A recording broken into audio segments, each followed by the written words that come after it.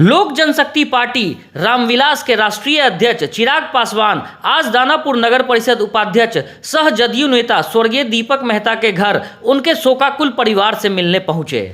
स्वर्गीय दीपक मेहता के बच्चों और भाइयों से मिलकर चिराग पासवान ने सांत्वना दी और साथ ही साथ दीपक मेहता की हत्या पर वे बिहार की गिरती कानून व्यवस्था और सरकार पर जमकर बरसे। चिराग ने कहा कि जब बिहार में खुद मुख्यमंत्री और सत्ताधारी दल के लोग ही सुरक्षित नहीं है तो आम जनता का क्या होगा।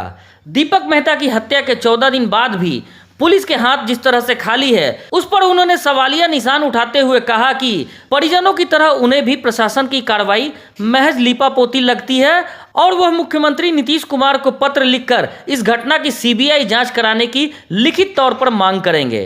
सुनिए क्या कुछ बोले चिराग पासवान। में कानून व्यवस्था कितनी ज़्यादा ध्वस्त हो चुकी है, चरमरा चुकी है, मतलब अब शब्दावली समाप्त है। उसका सबसे बड़ा उदाहरण तो स्वयं मुख्यमंत्री जो हमारे प्रदेश के गृह मंत्री हैं, जब उनके ऊपर अटैक हो रहा है। अभी कुछ देर पहले ही मुझे घटना प्राप्त हुई कि किस तरीके से नालंदा में उनकी सभा में बम फेंका गया। तो जब गृह मंत्री स्वयं जो प्रदेश के मुख्यमंत्री हैं वो खुद सुरक्षित नहीं है, तो ये दर्शाता है कि अपराधियों का मनोबल कितना बढ़ गया। और कारण क्या हुआ भैया मनोबल इतना बढ़ने का? क्योंकि इतिहास गवाह है कि आज तक कोई एक घटना मुझे ऐसी बता दीजिए जहां पर अपराधियों ने गोली चलाई हो, किसी की हत्या की हो और उस परिवार को न्याय मिला हो। बता दें मुख्यमंत्री नीतीश कुमार जी, आज उनके खुद के दरवाजे तक ये घटना आ गई है। मैं उस घटना की भी निंदा करता हूं, जिस तरीके से मुख्यमंत्री जी के ऊपर आज हमला हुआ, मैं उसकी भी निंदा करता हूं। पर अपराधियों का इतना मनोबल बढ़ने का कारण भी तो मेरे मुख्यमंत्री नीतीश कुमार ही हैं। भाई क्यों आज तक किसी अपराधी को सज़ा नहीं मिली? मैं आज जब यहाँ दीपक मेहता जी के जब मैं घर पर हूँ, उन्होंने जब से वो डिप्टी मेयर बने लगभग पिछले 3 साल से निरंतरता में आर्म्स लाइसेंस के लिए वो अप्लाई करते रहे। उनको एहसास था, उनको अभाव था इस बात का भैया कि एक लंबी मजबूत राजनीतिक लड़ाई उन्होंने लड़ी है। मजबूत पक्ष के सामने वो विकल्प बनकर वो उभरे हैं। और जिस तरीके से उनकी लोकप्रियता बढ़ती जा रही थी समाज के गरीब वंचित वर्ग के बीच में, जिनके लिए वो दिन रात खड़े रहे। लॉकडाउन के वक्त भैया हम लोगों ने देखा कि किस तरीके से दिन रात जात पात धर्म मज़हब की परवाह किए बगैर गरीबों के लिए एक पाँव पर वो व्यक्ति खड़े रहे। और आज उसी का नतीजा है कि उनको मौत के घाट उतार दिया गया। किस बेरहमी से उनके ऊपर गोली चलाई गई। और दुख मुझे इस बात का होता है कि भैया जब परिवार के लोग जानकारी आपको मुहैया करा रहे हैं, शासन प्रशासन अपनी पीठ बचाने के लिए लीपापोती करने में लगा हुआ है। तथ्यों में अभाव देख लीजिए कितना ज़्यादा है। किस पिस्टल से उन्हें गोली मारी गई, वो गोली किस पिस्टल से निकली है, किस बंदूक से निकली है वो बुलेट, और आप जो जानकारी दे रहे हैं उसी में ही इतना विरोधाभास है। तो या तो शासन प्रशासन किसी को संरक्षण दे रहा है या वो किसी को बचाना चाह रहा है, कारण जो भी हो। पर हकीकत है परिवार को तो कम से कम न्याय नहीं मिल रहा ना। आज जिसका परिवार उजड़ गया हो, भाई छोटे छोटे बच्चे हैं, एक 6ठी क्लास में पढ़ता है, एक 7वीं क्लास में पढ़ता है, उनका भविष्य तो ख़त्म। उनकी बीवी का आप सोचिए। और परिवार में जो लोग बच गए हैं, उनकी धर्मपत्नी हो, उनके बड़े भाई हों, उनके छोटे भाई हों, ये लोग जिस डर के साए में जी रहे हैं। भाई परिवार के एक सदस्य के साथ अगर ऐसी घटना घटी, कल को मुझे बताइए भैया क्या कारण है कि इनके साथ वो घटना नहीं घटेगी? इनको सुरक्षा मुहैया कराए, इसके लिए शासन प्रशासन ने क्या किया? कल को जो व्यक्ति आके दिन दहाड़े सामने आपको गोली मार के आपको जा रहा है, सीने में 4 गोली आपको मार के जा रहा है, भेजा में माथे में आपको 2 गोली मार के जा रहा है, कल को इनमें से किसी के साथ वो घटना ना घटे, इसका कौन हम लोग को विश्वास दिलाएगा? इसके लिए सबसे पहले परिवार को सुरक्षा मुहैया करा दी जानी चाहिए थी। आज लगभग 14-15 दिन होने को आए, 28 तारीख की ये घटना। इन 14-15 दिनों में परिवार जिस डर के साए में जी रहा है, जिस 3 साल में आप उनको आर्म्स लाइसेंस तो दे नहीं पाए। आपने दिया होता तो संभवतः कल को वो अपनी आत्म सुरक्षा के लिए वो उसका इस्तेमाल करते, संभवतः आज वो जीवित होते। भाई निडर व्यक्ति तो वो थे ही, डरते तो इस निडरता के साथ वो ये लड़ाई नहीं लड़ते, सत्ताधारी लोगों को वो चुनौती नहीं देते, गरीबों की आवाज़ वो नहीं बनते।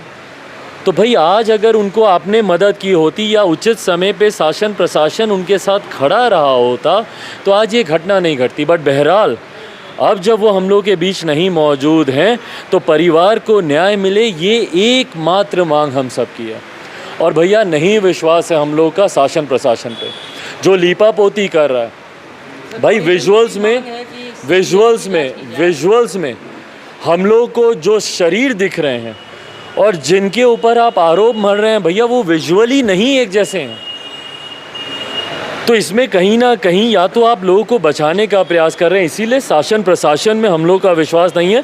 परिवार की तरफ से मांग है और इनकी मांग को मैं लिखित रूप में मुख्यमंत्री नीतीश कुमार जी के भी समक्ष रखूँगा। हम लोग चाहते हैं भैया कि सीबीआई के द्वारा इसकी जाँच की जाए और ये हम लोग की मजबूत मांग है। मैं मुख्यमंत्री नीतीश कुमार जी से भी लिखित तौर पर ये मांग करूंगा कि भाई सीबीआई जांच की सिफारिश करवाई जाए, क्योंकि कटघरे में वो लोग भी हैं जो इसकी जांच कर रहे हैं। भाई नहीं भरोसा है हम लोग को, तो हम लोग इसकी मांग करते हैं कि सीबीआई जांच करवाई जाए और तत्काल प्रभाव से कम परिवार को सुरक्षा मुहैया कराई जाए। भैया, I am adding one point, he is the प्रदेश सचिव of Janata Dal United also.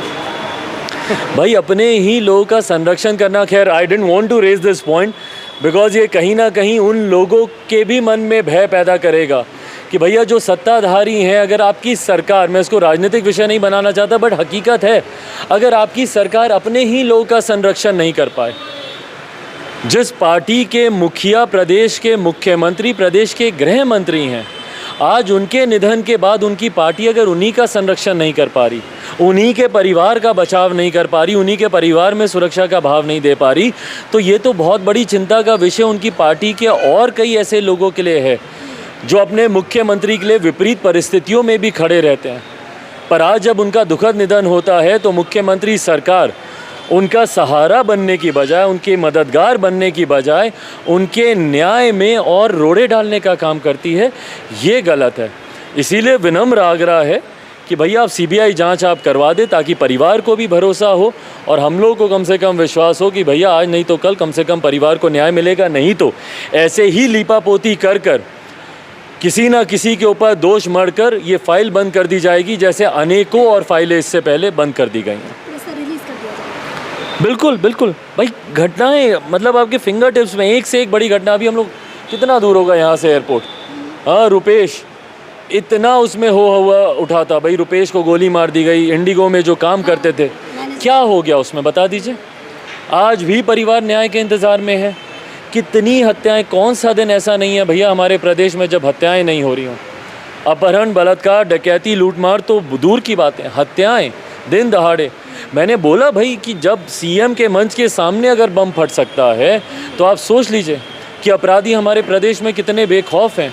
जब उनकी सुरक्षा में सेंध लग सकती है तो भैया ये सब तो आम बिहारी हैं। आज दीपक के साथ हुआ, कल परिवार में किसी और के साथ भी ये घटना घट सकती है, कौन जिम्मेदारी लेगा। तो मुख्यमंत्री जी कम से कम इस बात को लेकर अब गंभीरता दिखाएं, क्योंकि अब ये आँच आपके दरवाजे तक आ रही है, आपके ऊपर हमले होने लग गए हैं।